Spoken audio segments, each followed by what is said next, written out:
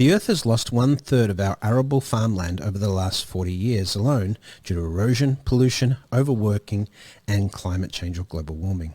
The FAO in 2011 reported the decline of 54 million hectares of arable land in developed nations like North America, throughout Europe, and some South Asian countries. The projections of this study foresee a further slow decline in arable land by 2050.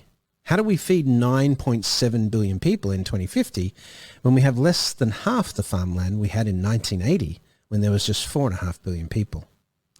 The United States, and the Western United States, is locked in an extreme drought this year, as one of the worst on records. The entire region of the Southwest is in the throes of a once-in-1,000-year mega drought that has been going on since the early 2000s. The US has sustained 298 weather and climate disasters just since 1980, where those costs have reached $1 billion or more.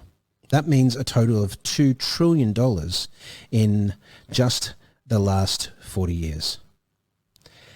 As a result of rising temperatures, crops grown for centuries in certain regions will become unsustainable in the coming decades. French wines account for 16% of all wine produced worldwide, and yet up to 90% of crops in the Bordeaux region are at risk due to warming climate. Varieties like Merlot are set to completely disappear.